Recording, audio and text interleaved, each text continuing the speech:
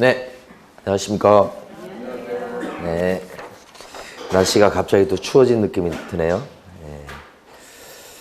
자, 어디 하실 거냐면, 이번 주에 이제 마지막 시간인데, 민법 시간에 배우시는 주택임대차보호법. 시험에서는 주임법이 한 문제가 출제되고, 중개 실무에서 그렇다는 얘기입니다. 그 다음에 상가, 상임법, 그 다음에 경매, 그 다음에 매수신청 대리인. 그러니까 오늘 배운 내용은 최소한 4문제. 많이 나오면 5문제. 제가 맡고 있는 과목 중에서 제일 어려운 부분이에요. 여기에. 그러니까 민법 내용을 공부하신다고 생각하시면 돼. 이 경매를 갖다가 이해하시려면 이걸 조금 이해하고 계셔야 되는데, 원래 내용은. 근데 실제는 경매 절차 위주로 물어보기 때문에 요 관계없어요. 근데 권리 분석적으로 가면 관련이 있고, 그렇지 않으면 절차에 대해서 좀 봐주시면 되고요. 4문제. 요 매수신청 대리는 요거와 관련돼 있죠, 또. 자, 그러면 첫 시간에 오늘 4시간을 하게 될 것입니다.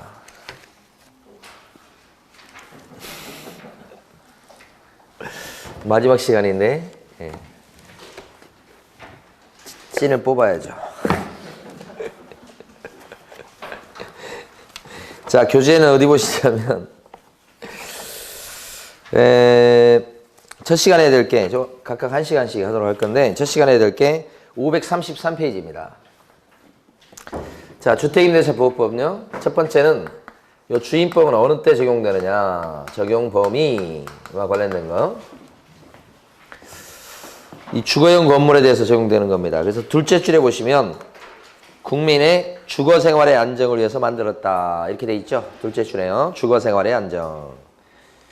이게 84년도에 만들어졌으니까 꽤 오래됐습니다. 만들어진 거. 자, 쭉 넘어가시면 이제 문제되는 거 2가지 봅니다. 535페이지. 교재에 써져 있는 내용은 굉장히 많은 내용이 써져 있습니다. 근데 실제 시험과 관련된 내용들은 반 이하예요. 잘 체크를 하시고. 여기서 이제 요게 주거생활과 관련된 게 되니까요. 법인 같은 경우는 주택임대차보호법에 따른 보호를 받을 수가 없다. 법인은 주거생활이 없죠. 그러니까 법인은 보호 안 되는 겁니다. 그게 상가건물 임대차보호법하고 차이점이기도 합니다. 다만 법인인데 보호되는 경우가 있죠. 그게 이제 거기 나와 있는 박스에 있지 않습니까? 535페이지 제일 위에 법인 체크하시고, 거기 나와 있는 것처럼 토지주택공사나 무슨 경기지방공사, 땡땡공사 그러면 적용된다고 보시면 돼요. 그 다음에 박스에 디귿번에 보시면 중소기업 나왔죠. 이제 중소기업도 적용된다. 중소기업이 직원들 방을 구해줘요. 그럼 임차인은 중소기업이에요. 들어가 사는 사람은 직원. 그럼 직원들은 주민등록 해놓고 살면, 그죠? 그 직원을 통해서 중소기업인 임차인이 보호된다. 이런 뜻입니다. 그 다음에 2번에 가로 1번 보시면요. 주택임대차보호법은 일시적으로 들어가서 하는 경우는 적용이 없다. 이렇게. 고시원 생각하시면 됩니다. 고시원. 잠깐 들어가서 하는 거예요. 2번에 가로 1번 첫 줄. 일시 사용을 위한 임대차가 명백했을 때는 적용되지 않는다. 요거고요. 다음 페이지 갑니다. 536페이지. 자, 주택임대차보호법은 최단 존속기간을 보장한다. 이 존속기간은 기간을 정하지 않거나 또는 2년 밑으로 계약기간을 정했다. 그러면 어떻게 됩니까? 주택임대차 계약은 몇 년으로 보는 거예요? 2년 이렇게 된 거죠. 거기 지금 1번에 가로 1번 첫째 줄하고 둘째 줄 윗줄 긋는 겁니다. 기간을 안 정했거나 2년 밑으로 정했을 때는요 2년으로 본다. 요거요. 다만 둘째 줄에 보면 만약에 계약기간은 1년 할 수 있습니까? 할 수는 있죠. 그러면 방금 전에 읽은 거에 따라서 2년 되지만 1년 약정했을 때 임차인은 2년을 정하지 않고요. 약속대로 계약대로 1년만 살고 나가겠다고 해버릴 수도 있다. 이렇게 선택할 수 있는 사람은 임대인이 아니고 누구다? 임차인이다. 그렇게. 여기 있는 내용들을 다 이제 알기는 좀 쉽지 않아요. 그러니까 기본적 내용을 이제 알아가시면서 이제 좀 어려운 거 하나씩 추가하는 게 낫습니다. 여러분 공부하실 때. 자, 민법 시간에도 요거 출제가 되기 때문에 공부하실 거예요. 자, 그 다음에 537페이지 가보시면 네모 4번에 뭐가 있냐면요. 대항력이라고 하는 게 나와요. 네모 4번 거기 있죠. 그러니까 원래 임차인은 채권으로서 대항력이 없는 거예요. 대항력은 여러분 민법 시간에 배우셨겠지만 어느 때 대항력이 생기나요? 물권. 그쵸? 그러니까 물권의 경우에 대항력이 생기고, 근데 이제 채권이지만 등기가 되면 또 대항력이 생기는 거예요. 그쵸? 보호해 주려고. 그러니까 임차권자인데 임차권 등기 했어. 그러면 대항력이 생기긴 합니다. 근데 주인들이 등기 안 해줘요. 임차권 등기는 법적으로 가능하지만 주인이랑 같이 하는 거니까. 그래서 세입자를 보호하는 차원에서 세입자 혼자 할 수 있는 방법을 발명했다. 그래서 대항력을 인정해준다. 그게 바로 뭐냐면 주민등록 전입신고입니다. 그러니까 이게 대항력은 그 집에 들어가 살고요. 그걸 인도라고 합니다. 차지하여서 사는 걸 얘기합니다. 그 다음에 주민등록 전입신고가 돼 있으면, 전입신고는 혼자 할 수 있어요. 주민등록 전입신고 돼 있으면 다음 날부터 대항력이 생깁니다. 이렇게 됩니다. 근데 이제 판례는 해석할 때 다음 날 0시요 이렇게 됩니다. 그러니까 들어가 살면서 그걸 인도라고 불러요. 그 다음에 주민등록 전입신고가 그 집에 돼 있어요. 그러면 다음 날 0시부터 대항력을 주장할 수 있다. 이 주민등록 전입신고가 1월 7일 날 돼 있다. 그러면 대항력은 며칠 날 생기는 겁니까? 1월 8일 날 0시에 생긴다. 요거잖아요. 그 박스 안에 보면 그 세 줄 있죠? 지금 말씀드린 게 그겁니다. 등기가 없는 경우에도 임차인이 주택의 인도와 주민등록 마친 때에는 그때 다음 날부터 제3자한테 효력이 생긴다. 그랬죠? 이 경우 전입신고를 한 때 주민등록 된 것으로 뭐요? 본다. 이렇게 돼 있죠? 전입신고했을 때 주민등록 된 걸로 친다. 그러니까 실질적으로 제가 칠판에 이거 하나만 써놨죠? 사실은 전입신고하면 조금 있다 주민등록표에 올라갑니다. 그러니까 전입신고가 좀 빨라요. 아주 약간. 실제 기준은 이겁니다, 이거. 근데 이제 시험에 나왔을 때는 이거 안 나오고 주민등록 그래도 같은 말입니다.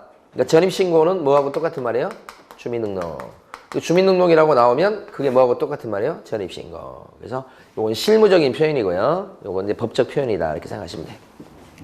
자, 그 다음에 539페이지 갑니다. 자, 539페이지 3번에 주민등록이라고 돼 있죠. 그러니까요, 여기서 대항력을 인정받는 게 굉장히 세입자 입장에서는 중요한데 거기 핵심적인 관건은 주민등록 전입신고입니다. 자기가 살고 있는 주민등록지에 정확히 전입신고하는 게 굉장히 중요하다. 그죠? 그때 이 주민등록 전입신고는 예를 들어서 가족의 주민등록도 다 포함하는 개념이다. 그런 거예요. 그러니까 임차인 아버지인데요. 전입신고는 아버지, 엄마, 아들 2명 이렇게 4명이 다 전입신고 돼 있다. 임차인은 아빠 이름으로 돼 있는데, 그죠? 그리고 대항력권 갖춘 거예요. 그러다가 혹시 아빠가 딴 데로 정거를 갔습니다. 그랬을 때 나머지 있는 가족들이 엄마, 아들 2명이 같이 있으면 주민등록은 아빠는 안 돼 있잖아요. 그래도 주민등록 된 걸로 보는 거예요. 가족의 주민등록도 여기 포함이 된다. 그런 뜻이고. 그래서 첫째 줄하고 둘째 줄 앞부분까지 자녀의 가족의 주민등록도 어떻게 된다고요? 포함한다. 이렇게. 자, 540페이지 가보십니다. 가보시면 가로 5번하고 가로 6번 두 개를 묶으시고요. 가로 5번 540페이지에서 가로 5번과 가로 6번을 묶으시고 기본적으로 많이 나오는 겁니다. 그래서 이게 단독주택이다 그랬을 때는 주민등록 전입신고할 때 집원까지 전입신고가 돼 있으면 제대로 된 거로 보고요. 그게 아니고 이제 다세대 주택이다 아니면 아파트다 이랬을 때는 주민등록 전입신고가요. 집원까지만 돼 있어가지고는 안 되고 동호수까지 정확하게 전입신고 돼 있을 때 대항 요건을 갖춘 걸로 봅니다. 이렇게. 그러니까 여기 이제 단독주택이다 그러면 집원만 맞으면 돼요. 다세대 아파트 연립 이런 것은 동호수까지 맞아야 되겠다. 동호수가 틀려버리면 이런 주택은 대항력을 인정받을 수가 없다. 그러니까 단독주택을 갖고 있는 사람이 다가구 원룸 아시죠? 101호에 살고 있어요. 그런데 이 사람이 주민등록 전입신고할 때는 집원은 맞았는데 101호에 살고 있는 사람이 201호에 전입신고 해놨습니다. 그럼 대항력이 있을까요? 다가구 주택인데 101호 사는 세입자가 201호에다 전입신고 해놨다고. 대항력이 있을까요? 있다. 이 다가구 주택이 여기 들어가는 거예요. 단독주택에 들어가는 겁니다. 다가구. 그러니까 다가구 주택 그러면 단독주택인데 방이 여러 개여서 세 놓는 거 얘기하는 거죠. 그죠? 같은 말입니다, 이게. 그러니까 단독주택의 범위 안에 다가구 주택이 들어가 있는 거예요. 이렇게. 요것이 전통적으로 시험에 잘 나오는 거고요. 그 다음에 오른쪽에 보시면, 가로 8번 보시면요. 임차인이, 자, 이번에는 다 가구주택이 아니고 다 세대주택입니다. 다 세대주택하고 다가구는 구별할 줄 아시죠? 등기부 여러 개입니다, 이거. 다 세대주택인데 그 빌라에, 빌라. 101호에 살고 있는 사람인데 201호에다가 전입신고했습니다. 임차인이. 자기는 101호에 살고 있으면서 엉뚱한 201호에 전입신고했다. 대항력이 있을까요? 없다. 그게 가로 8번이에요. 제목만 보시면 임차인이 전입신고를 잘못했죠? 그럼 대항력이 없어요, 한마디로. 자, 근데 가로 9번하고 구별하세요. 여기 세입자는요, 101호에 살고 있는 세입자입니다. 빌라에. 전입신고를 101호로 했어. 근데 공무원이 올릴 때 201호로 올려놓은 거야. 그럼 이 세입자는 대항력이 있겠어요, 없겠어요? 있습니다. 그게 가로 9번이에요. 누구 잘못이죠? 공무원 잘못. 이렇게 된 거지. 그게 가로 9번이에요. 자, 근데 하나 더 보셔야 됩니다. 가로 10번. 10번은 어떤 케이스냐면 여러분 읽어보실 때 체크만 해두시고 넘어가세요. 이런 거예요. 전입신고를 갖다가 101호로 하러 갔어요. 그랬더니 우리 저 옆에 있던 공무원이 201호인데 그런 거야. 201호 같은데 이렇게 하니까 이 세입자가 그런가 해서 101호를 지우고 201호로 전입신고를 한 겁니다. 자기 손으로. 그랬을 때 주민등록표에는 201호로 올라갔지. 원래는 101호로 하려고 그랬는데 공무원이 옆에서 엉뚱한 소리 해가지고. 이랬을 때 대항력을 인정해 줄까요? 안 해주는 거지. 자기가 그 공무원 소리 들으라고 한 적이 없잖아요. 공무원이 그렇게 얘기하는 걸 자기가 믿고 이렇게 자기 손으로 고쳤잖아. 자기 손모가지가 다 문제지. 그죠? 그게 가로 10번. 자, 넘어갑니다, 또. 자, 이번에 중요한 거 나옵니다. 가로 14번. 이번에 공부할 때는 가로 14번 별표 해 두셔야 돼. 자, 어떤 거냐면요. A라는 사람이 집주인입니다. 그런데 B라는 사람이 세입자예요. 이 세입자가 이 사람이요. 요 집에 살고 있어요. 단독주택이에요. 집원까지 정확하게 전입신고 돼 있는 사람이에요. 그래서 그 집에 들어가 살고 있고 이건 주인, 이건 세입자. 주민등록 전입신고가 제대로 돼 있는 상태입니다. 그리고 이 사람 같은 경우에 이제 이런 상태에서 확정일자 같은 것도 받고 막 그랬어요. 확정일자는 나중에 이제 우선면접권 주장하려면 이것까지 받아놔야 되거든요. 근데 이 B라는 세입자가 워낙 꼼꼼한 사람이에요. 그래서 이 사람이 주인한테 막 얘기를 해서 전세권 등기를 한 겁니다. 전세권 등기 여러분 민법 시간에 배우셨죠? 전세권 등기는 물권입니까? 채권입니까? 물권 이렇게 되죠. 물권요. 이 전세권 등기는 어느 법에 나오는 권리인가요? 민법. 이렇게 된 거죠. 그러니까 B라는 사람은 민법에 따라서 전세권 등기도 착실하게 해놓고 그보다 빨리 전입신고도 해놓은 겁니다. 확정일자 받아놓고. 요것은 요 세입자 같은 경우는 채권에 불과하지만 그죠? 주택임대차 보호법에 따르면 대항력 인정받을 수 있다고요. 우선 면접권까지 인정받을 수 있는 사람이 요 B예요. 근데 이 사람이 이렇게 인도 플러스 전입신고하고 확정일자 받은 사람인데 요 상태에서 요런 상태에서 이 사람이 주소를 딴 데로 옮겨버린 거예요. 왜요? 이게 해놨기 때문에 자기는. 그쵸? 그러면 이 사람은 이거 전세권 등기한 상태에서 주소를 뺐어. 이렇게 되면 이 사람은 주택임대차 보호법상의 대항력이 있을까요? 없어지게 됩니다. 주임법상의 무기는 날아갔어요. 원래 그 전까지는 무기를 양손에 하나씩 들고 있다가 주택임대차 보호법상의 무기는 뺏겨버린 거예요. 근데 민법 전세권 등기했다는 대항력 같은 건 있을 수 있겠죠. 그 얘기입니다. 그 얘기예요. 그래서 세 줄 한번 읽어볼게요. 별표 치시고 주택 임차인이 지위를 강화하고자 별도로 전세권 설정 등기를 마치더라도 주택 임차인이 대항요건을 상실해버리면 대항요건을 상실했다는 건 주소를 빼거나 이사 갔다는 얘기예요. 이미 취득해놨던 주택임대차 보호법상의 대항력과 우선면접권은 상실된다. 그런 표현이죠. 맞는 얘기죠. 근데 민법 전세권, 민법에 따른 전세권 등기에 따른 대항력과 우선면접권은 있는 겁니다. 그건 얘기를 안 한 거예요. 여기서는 위에 것만 얘기한 거예요. 그러니까 어디가 핵심이냐. 주임법상의 대항력과 우선매도권을 상실한다. 여기가 주임법상의 여기 핵심. 민법은 있는 겁니다. 얘기를 안 해서 그렇지. 자, 그걸 정확히 이해하시고. 시험에 한 3번, 4번 나왔던 내용입니다. 이 판례가. 자, 넘어갑니다. 또. 자, 544페이지 갑니다. 뭘 하나 보실 거냐면, 원래 이렇게 전입신고하면 다음날 0시부터 대항력이 인정되는데, 자, 여기서요. 실제 이제 요게 주인이 A였는데 주인이 B로 바뀌었어요. 매매를 통해서 바뀌었거나 또는 증여를 통해서 바뀌었거나 상속을 통해서 바뀌었거나 경매를 통해서 바뀌었거나 주인이 바뀌어도 요 주인하고 임대차 계약을 체결한 갑이라는 임차인요. 인도 플러스 주민등록 전입신고라는 대항력권을 갖추고 있다면 새 주인한테도 자신의 임차권을 계속 주장하는 게 대항력이에요. 그럼 자신의 임차권을 계속 주장하는 게 대항력인데 그 대항력의 내용은 2가지죠. 요 임대차 계약이 2년 계약을 한 거라면 2년 중간에 주인이 바뀌었어도 1년 만에 바뀌었다고 쳐요. 이렇게. 그래서 또 B한테 나머지 1년을 계속 살겠다고 주장할 수 있고 반대로 새 주인 B는 나가라고 할 수 없어요. 쫓아낼 수 없다는 거. 그래서 이게 대항력이 생기는 거예요. 그 다음에 보증금 2억에 살고 있는 세입자라고 한다면 나중에 2년 다 됐을 때는 그때는 나가줘야 됩니다.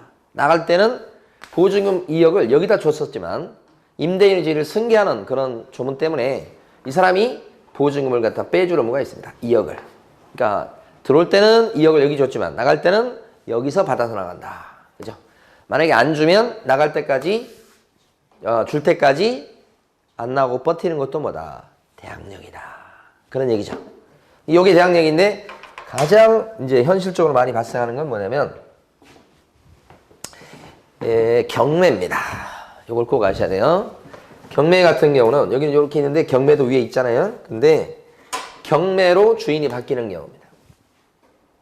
이렇게 경매 경우를 얘기하는 거예요. 그리고 여기 임차인이 대항력권을 갖추고 있긴 합니다. 이렇게. 그런데 요 앞에 대출이 있어버리면 그 대출이 뭐냐면 근저당입니다. 은행의 대출이 요 앞에 있죠. 그 세입자는 그 뒤에 들어온 거예요. 이래버리면 근저당이 앞에 있는 상태에서 요거 세입자가 이렇게 들어왔을 때는 요때는 경매로 주인이 바뀌는 요때 경우에 있어서는 대항력을 인정 못 받습니다. 왜냐하면 만약에 이런 경우에 이 사람한테 전입신고 돼 있다고 대항력을 인정해주면 이 사람 보증금 2억을 요 사람이 떠나야 됩니다. 인정해주면 대항력을. 2억을 떠날 것 같으면 입찰 금액은 그만큼 줄어들게 됩니다. 2억을 나중에 빼줘야 되니까 그만큼 줄여서 쓴다고. 그러면 배당금으로 돌아온 돈이 좀 줄어들어요. 한 2억 정도는 주니까. 그러면 이 사람이 1등으로 배당해서 타갈 텐데 배당해서 타갈 돈이 2억만큼 줄어요. 그러면 다 못 받을 수도 있다는 얘기입니다. 피해를 볼 수 있죠. 그죠? 이 사람 때문에 이 사람이 피해를 보는데 아니 이 사람이 대출하고 근저당 설정할 때는 이 사람이 없었고 나중에 들어온 사람이에요. 그럼 이 사람이 이걸 신경 써서 자기가 들어와야죠. 그러니까 나중에 들어온 사람이 대항력을 인정을 해버리면 이 사람을 해칠 수 있기 때문에 인정을 못 받는 겁니다. 그게 제일 중요합니다. 그죠? 근데 만약에 거꾸로 근저당 대출 앞에 전입신고가 먼저 돼 있으면 어떻습니까? 세입자가. 그러면 대항력을 인정해도 문제가 없지요. 그게 가장 핵심. 그래서 제일 위에 보시면 6번의 가로 1번이 있습니다.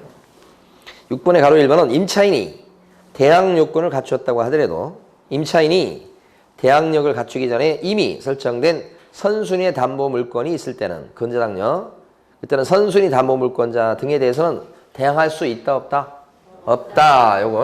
요것이 대항력에서는 가장 중요하고 많이 발생하는 겁니다. 경매에서는. 그러면 만약에 하나 점검하고 갑니다. 근저당 설정 날짜가 1월 7일이고 요 전입신고한 날짜가 1월 7일입니다. 이렇게 같은 날입니다. 그리고 주인이 바뀐 겁니다. 경매로. 그랬을 때 요 세입자는 대항력이 있을까요? 없을까요? 저당권 설정 등기도 1월 7일, 전입신고도 1월 7일, 경매로 주인이 바뀌었습니다. 그러면 요 낙찰자, 이 사람 낙찰자죠? 그 사람한테 요 갑이 대항력이 있을까요? 없을까요? 없어요. 왜 그렇죠? 그렇지. 전입신고는 다음날로 넘어가지 않습니까? 다음날. 응? 이 전입신고 다음날. 그러면 1월 8일 되는 거예요. 빨라봤자 0시예요. 지죠. 그러니까 이 순서가 맞죠? 이런 사람을 후순위 세입자라고 그래요. 후순위 세입자는 경매에서는 대항력이 없다. 선순위 세입자는 대항력이 있다. 그게 가장 핵심. 자, 이제 우선면 요건을 해보려고 합니다. 지금 대항력이 사실은 우리 임차인 관점에서는 제일 중요한 거고요. 그 다음에 나오는 것이 이제 4번 우선 변제권입니다. 우선 변제권은 원래 저당권 같은 담보 물권에 인정이 되는 겁니다. 그럼 임차권은 채권이에요. 우선 변제권이 있을 리가 없어요. 근데 우선 변제권을 채권자인 임차인한테 인정을 안 해주니까 이 세입자는 들어가 살았다가 나중에 잘못돼서 뭐 경매에 넘어가거나 이렇게 되면 세입자가 걸었던 주었던 보증금을 다 떼이게 됩니다. 우선 변제권이 없으니. 그래서 우선 변제권을 인정해서 세입자를 보호하려는 장치가 됩니다. 그래서 거기 네모 5번에 1번에 가로 1번 보시면 첫째 줄부터 넷째 줄까지 다섯째 줄까지 밑줄 그으셔야 됩니다. 자, 확정일자에 의한 우선 변제권이란 이렇게 나와 있습니다. 대항요건과 대항요건의 동그라미, 그 다음에 임대차 계약 증서상의 확정일자를 받은 경우는 임차주택이 잘못돼서 경매나 또는 국세징수법에 의한 공매가 되었을 때 경락된 금액에서 경매 낙찰 금액 배당금에서 후순위 권리자 그 밖에 일반 채권자보다 우선해서 보증금을 갖다가 탁할 수 있는 권리가 우선 변제권이다 이런 뜻입니다. 그러니까 우선 변제권을 주장하려면 인도 플러스 주민등록 전입신고라는 대항요건을 갖추고 있어야 되겠죠. 대항요건을 갖추고 그 다음에 뭘 받아야 됩니까? 확정일자. 이 확정일자를 어디서 받습니까? 보통 주민센터에서 받고 등기소에 가서 받을 수도 있고요. 공증사무실 가서 받을 수 있고요. 시골 같은 경우는 면사무소, 읍사무소 가서 받을 수도 있고 막 그렇습니다. 그러니까 받을 수 있는 곳은 되게 많아요. 그래서 확정일자를 받으면 확정일자는 임대차 계약서를 들고 가면 네모난 도장을 찍어줍니다.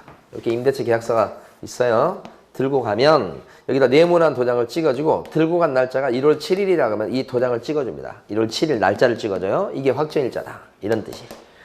자, 그걸 받게 되면 우선 변제권을 인정해준다. 우선 변제권은 뭐냐? 배당에서 탁할 때 뒤에 오는 후순위 권리자보다는 먼저 받아갈 수 있도록 한다. 이게 우선 변제권이에요. 우선 변제할 수 있는 권능은. 그래서 그러려면 대항 요건을 갖추고요. 그 다음에 또 뭘 받아야 됩니까? 확정일자. 그죠? 그러면 이 우선 변제권은 사실은 뭐예요? 배당에서 탁할 때 등수 경쟁하는 거예요. 등수 경쟁. 그럼 누가 더 빠른가? 이것이 이제 굉장히 중요한 의미가 있죠. 그러니까 등수 매기는 걸 해봐요. 만약에 세입자가 1월 7일 날 전입신고됐고요. 확정일자가 1월 8일 날 받은 상태. 근데 이제 은행이랑 주로 경쟁을 합니다. 은행의 저당권 설정 등기된 날짜가 1월 8일이라고 해봐요. 그럼 배당에서 누가 더 먼저 배당을 탁할 것 같습니까? 요 세입자하고 은행 중에서. 우선 변제권이 언제 생기죠? 그걸 먼저 아셔야죠. 우선 변제권은 전입신고 요것도 효력을 발생하고 확정일자도 효력을 발생해서 두 개 다 효력을 발생한 가장 늦은 시점이 우선 변제권이 생기는 시점이에요. 그리고 저당권 등기는 시간을 못 따집니다. 그러니까 무조건 1월 8일이 됩니다. 그럼 이 전입신고의 효력은 언제 생깁니까? 1월 7일이 아니죠. 1월 8일입니다. 1월 8일인데 0시죠. 그러면 확정일자 아까 도장 여기 날짜 나온다고 그랬죠? 확정일자의 효력은 언제 생깁니까? 이것도 시간을 못 따집니다. 그날 생기는 겁니다. 그러니까 이것은 전입신고는 1월 8일 0시라고 해도 두 개가 합쳐져야 되니까 이렇게 이건 0시고 이건 1월 8일 그 자체이기 때문에 0시가 여기 묻히게 됩니다. 가장 늦은 시점이니까. 그러면 이때는 세입자의 우선 변제권을 갖다 인정받는 시점도 1월 8일이고 저당권자인 은행이 우선 변제 받을 수 있는 권능을 인정받는 시점도 1월 8일이어서 비기게 됩니다. 대항력이라고 하는 비기는 개념이 없어요. 대항력은 있다 아니면 없답니다. 근데 우선 변제권은 이길 수도 있고 질 수도 있고 비길 수도 있습니다. 비기는 게 나와요. 그러면 자기 채권 금액 비율대로 나눠 가지게 됩니다. 동순위가 나올 수 있다는 거죠. 자, 만약에 전입신고가 1월 확정일자를 먼저 받는 수도 있어요. 실제 1월 7일 그 다음에 인도 플러스 주민등록 전입신고가 1월 8일 이렇게 되고 저당권 설정 등기가 1월 8일이라고 한다면 이 은행과 이 세입자가 배당에서 경쟁하면 누가 이길 것 같습니까? 이때는 저당권자가 이기게 됩니다. 왜냐하면 이 전입신고의 효력이 1월 8일 날 당장 생깁니까? 다음 날 넘어가죠. 그 빨라야 9시입니다. 1월 9일 0시. 그러니까 은행이 이기는 거죠. 이럴 경우는. 그러니까 이게 지문 문제 이렇게 나왔을 때도 한번 잘 이렇게 생각하셔서 문제 풀 수 있도록 해야 됩니다. 만약에 이 경우는 어떻습니까? 확정일자를 갖다가 1월 6일 날 받고 인도 플러스 전입신고가 1월 7일 날 돼 있다고 그 다음에 저당권 설정 등기가 1월 8일이라고 하면 은행과 세입자가 배당에서 경쟁할 때 누가 이기게 됩니까? 경쟁하면 누가 이기죠? 세입자가 이깁니다, 이건. 왜 그러냐면 여기 지금 전입신고의 효력이 다음날로 넘어가서 1월 8일이긴 한데 0시, 새벽 0시가 되고요. 은행은 0시가 절대 될 수 없죠. 빨라야 9시인 겁니다. 그래서 간발의체로 누가 이긴 거예요? 세입자. 요거 등수 매기는 걸 먼저 할 수 있어야 됩니다. 자, 넘어가셔서 546페이지 동그라미 3번. 동그라미 3번 보면 우선 면접권 행사 요건이라고 있습니다. 동그라미 기억번. 우선 면접권에 있는 임차인이 경매 낙찰 대금, 그걸 경락대금이라고 그래요. 우선 면접권을 행사하기 위해서는 배당 요구의 종기까지 뭘 하셔야 되겠다? 배당 요구. 그러니까 우선 면접권을 행사하려면 두 가지 요건을 갖춰야 됩니다. 대항 요건 플러스 확정일자. 진짜 배당을 타려면 법원에다 뭘 해야 돼요 또? 배당 요구까지 하셔야 된다. 그래야 진짜 배당을 받을 수 있다. 그런 얘기 하는 거고요. 가만히 있으면 배당을 주는 게 아니에요. 대항력이라고 하는 것은 쫓겨나지 않은 그런 권능이기 때문에 가만히 있으면 됩니다. 대항력이 있다면. 그런데 우선 면접권은 배당에서 타갈 수 있는 권능이 되기 때문에 배당 요구를 해야 됩니다. 나 배당에서 받아갈라요? 라고 해야 배당을 타가게 해주는 거라고요. 자, 넘어갑니다. 어디 가시냐면 548페이지 5번 우선 면접권의 승계라고 돼 있죠. 5번입니다. 첫째 줄하고 둘째 줄을 갖다 밑줄 그으시고 이제 중요하게 다뤄야 됩니다. 자, 우선 면접권을 취득한 임차인이 있습니다. 우선 면접권이 있어요. 근데 그 우선 면접권에 있는 세입자가 지금 이사를 가고 싶어. 이사를 가고 싶은데 주인이 방에 안 나가니까 보증을 못 빼줘. 자기는 우선 면접권이 있는 사람이니까 아무 문제가 없는 사람이야. 그럴 때 이 우선 면접 받을 수 있는 이 권리가 있는 요 임차인이 보증금 반환 채권을 팔아먹어요. 은행한테. 은행은 조금 그거 싫지만 임차인을 보호하기 위해서 그 보증금 반환 채권을 사줘요. 왜 사주느냐? 우선 면접권이 있기 때문에 시간이 좀 걸려서 그렇지 이 보증금을 떼이는 사람이 아니거든. 근데 임차인은 지금 어떻게 하려고 그러죠? 빨리 이사 가려고 하는 거예요. 그래서 첫 줄에 보면 기존에 빨리 이사 가려고 하는 임차인이 보증금 반환 채권을 갖다가 우리 금융기관에다가 팔아 넘긴다고. 금융기관은 그걸 사줘요. 그러면 금융기관은 양수한 금액의 범위 안에서 우선 면접 받을 수 있는 권능을 승계한다. 은행은 이거 믿고 보증금 반환 채권을 사주는 거예요. 그러니까 보증금을 미리 빼주는 효과가 생기는 거죠. 이해되십니까? 이것도 없는 건데 이제 발명을 한 겁니다. 네? 자, 그렇게 되면 밑으로 쭉 내려가시면 가로 2번에 동그라미 2번 중요합니다.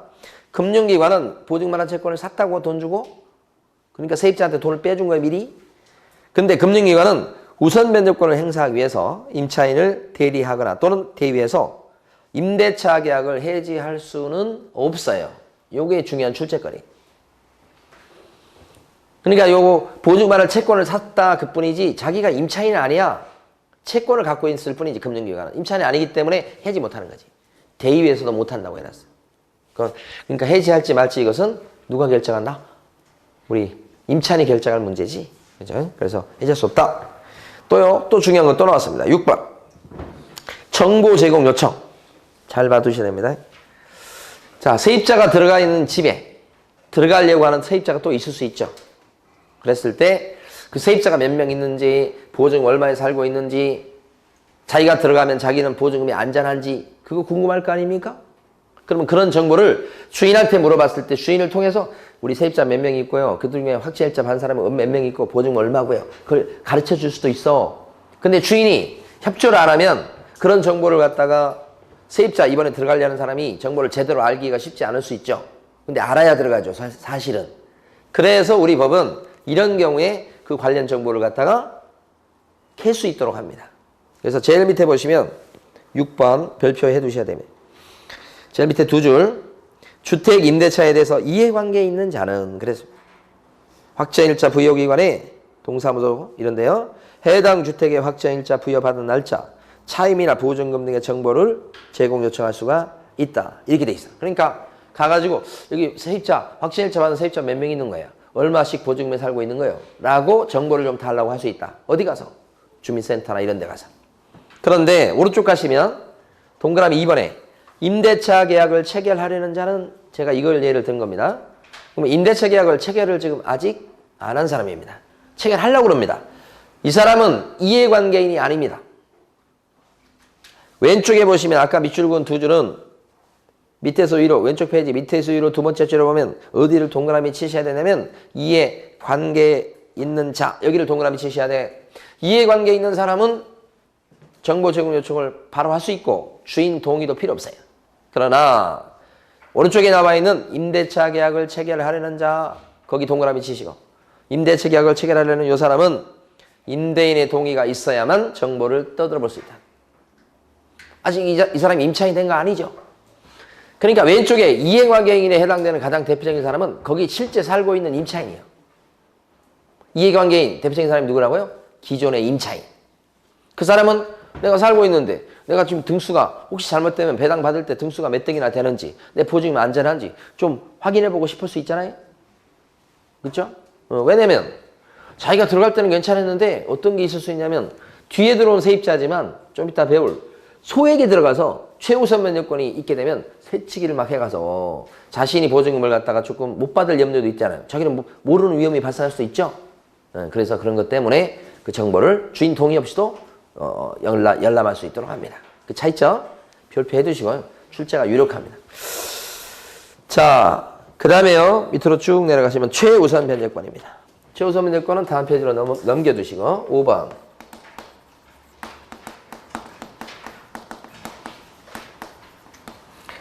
자, 최우선 면제받을 수 있는 권리는 이거 인정받으려면 인도 플러스 주민등록 전입신고라는 대항요건을 갖춰야 됩니다.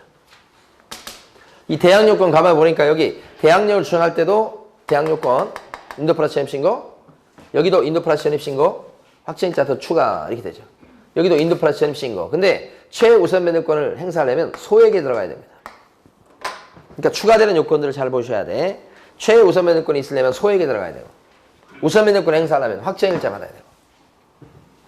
근데 얘하고 얘의 차가 뭐냐 그러면 최우선 면제권은요 새치기에서 1등으로 배당을 받아가는 겁니다. 새치기 해서라도 선순위 권리자가 있어도 새치기를 해버려요. 이거 새치기 못해요. 등수대로 배당을 받아가는 겁니다. 그 등수 매기려고 뭘 받으라? 확정일자. 여기는 확정일자가 의미가 없죠. 왜 그래요? 등수대로 배당을 타가는 게 아니죠. 선순위 권리자 있어도 새치기 하죠. 왜 새치기를 허용합니까? 사회적 약자이기 때문에. 다만 이런 소액 임차인이 많이 있다고 해도 이 사람들이 선순위로 새치기해서 가져갈 수 있는 배당 몫은 그죠? 낙찰가의 절반까지로 제한을 해두죠. 그러니까 소액 임차인을 보호하는 것도 보호하는 거지만 선순위 권리자도 먹고 살아야 될 거 아닙니까? 그러니까 소액 임차인한테 100% 다 새치기를 허용하게 되면 선순위 권리자가 바보가 될 수 있어요. 그래서 소액 임차인이 가져갈 몫은 낙찰가의 얼마 정도로요?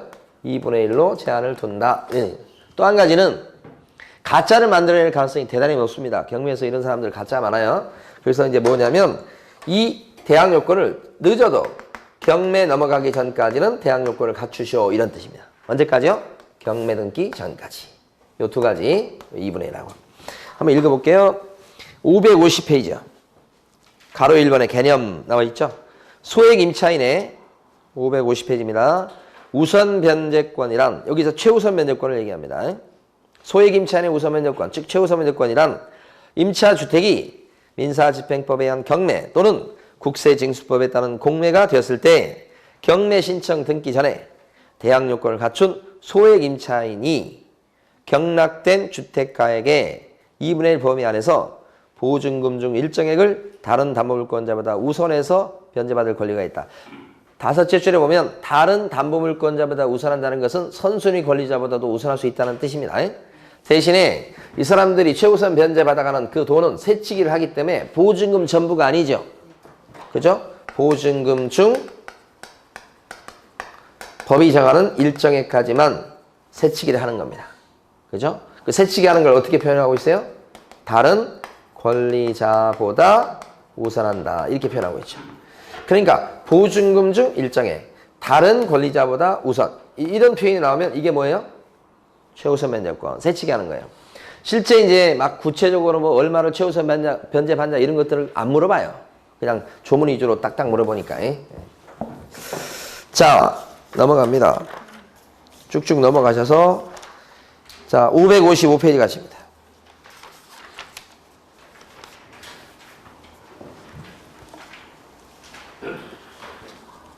자, 임차권 등기 명령 제도가 있습니다.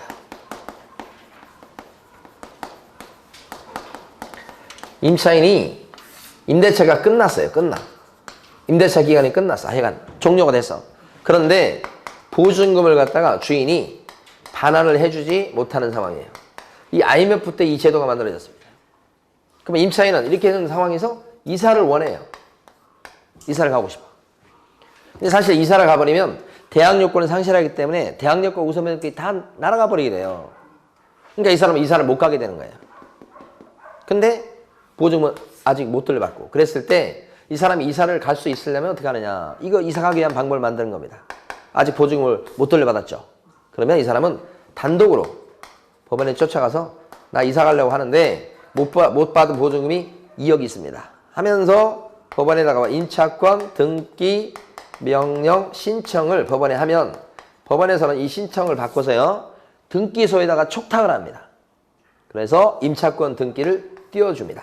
그럼 임차권 등기가 딱 되면 그 뒤로 이 사람이 주소를 옮기거나 이사를 가도 이 대항 요건은 그대로 갖추고 있는 걸로 보는 겁니다. 이 등기 때문에. 그러니까 공시를 해놓고 등기를 해놓고 이사 갈 수 있도록 합니다. 그러면 이제 진짜 이사 갈 수가 있다. 이렇게 되는 거죠. 이게 임차권 등기 제도가 요게 명령 신청 제도가 IMF 때 생긴 그런 제도가 됩니다. 네, 그래서 자 거기 나와 있는 그 네 줄 555페이지 1번 의에서 가로 1번에 신청 시기라고 돼 있죠. 임대차가 끝난 후 보증금이 반환되지 아니한 경우 임차인은 임차주택의 소재지를 관할하는 지방법원 또는 지방법원 지원 또는 시군법원에 혼자 가서 임차권 등기 명령 신청을 할 수 있다. 그런 얘기죠. 그 다음 그 뒤에 거 중요합니다. 임차권을 승계한 금융기관 등도 이렇게 돼 있죠. 아까 보증금 반환 채권을 사준다고 그랬습니다. 그러면 그 승계한 금융기관 등도 임차인을 대위해서 임차권 등기 명령 신청을 할 수가 있다. 만약에 보증금 반환 채권을 샀는데 임차인이 주소를 옮겨버렸어요. 그러면 금융기관은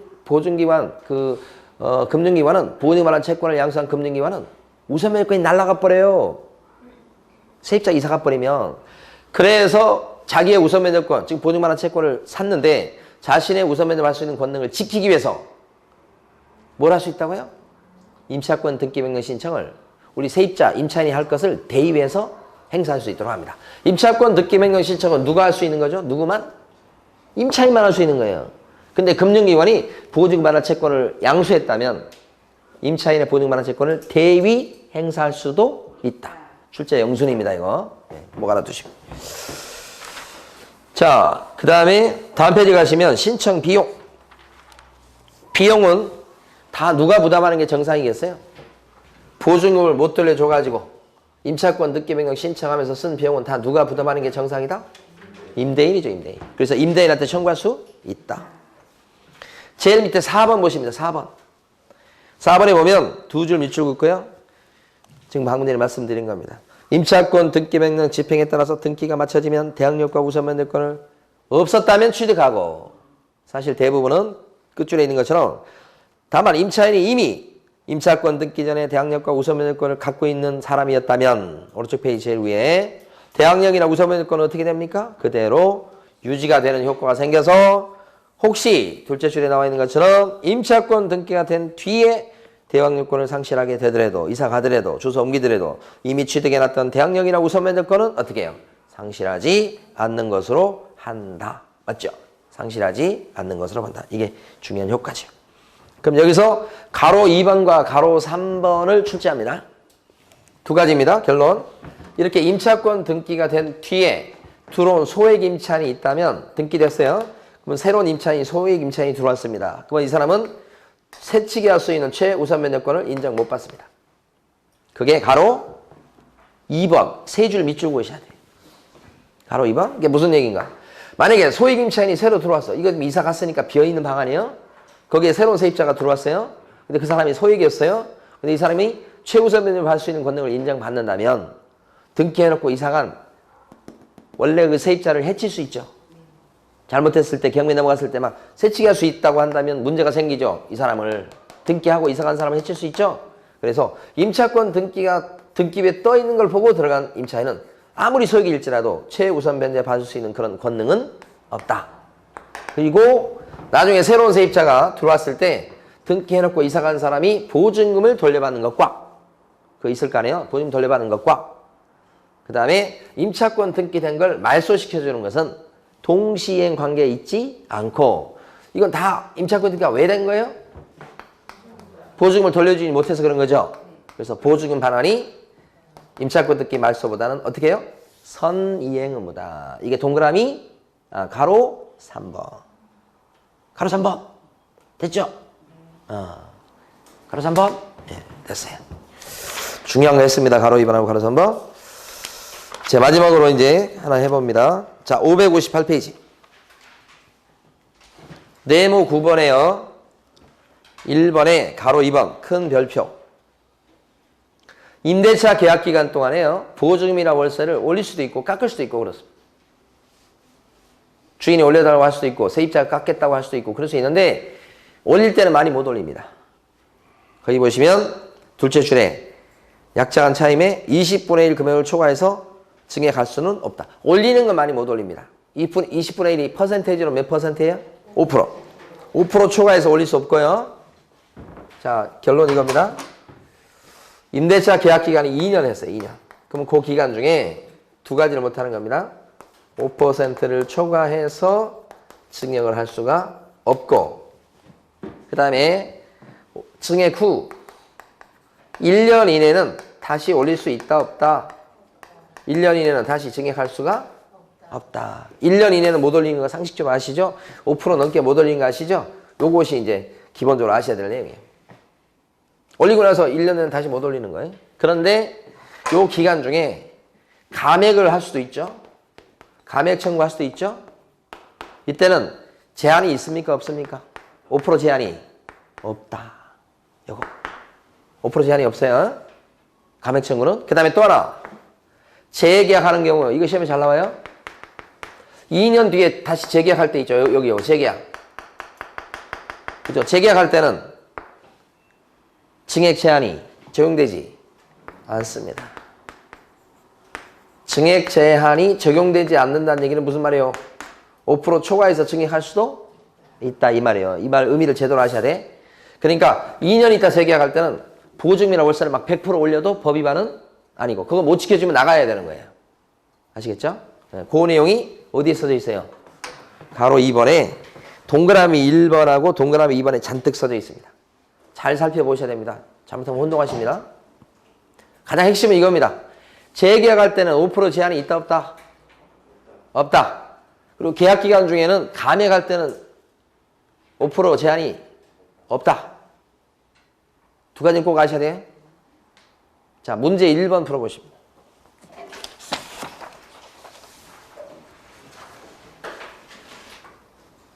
자, 1번은 공증사무실에서도 확정일자 찍어줍니다. 틀렸고. 2번은 일부를 주거 외의 목적으로 쓰고 있어도 주임법은 적용됩니다. 쉬운 거고. 3번은 묵시적 갱신이 되면 아무 말 없이 기간이 지나가는 걸 얘기합니다. 그러면 그런 경우에 임차인은 언제든지 나간다고 해지 통보할 수 있죠. 언제든지 해지 통보할 수 있는 사람은 임차인입니까? 임대인입니까? 여기서 그러면 갑은 임대인이잖아요. 그죠? 임대인이 해지 통보할 수 있는 거 아니죠. 의리할 수 있는 거니까 틀린 거죠. 4번은 임대차 기간이나 임대료에 대해서 분쟁이 생길 때는 주택임대차 분쟁조정위원회에다가 조정을 신청할 수 있다는 거지. 5번은 그쵸. 20분의 1 금액을 초과해서 감액을 할 수는 있다. 있다. 맞죠? 증액은 못해도 뭐요? 감액을 할 수 있다. 감액할 때는 제한이 없죠? 제한이 없는 거 두 가지. 감액할 때 제한이 없고 재계약할 때 제한이 없고 두 가지 기억하시고 자 쉬겠습니다.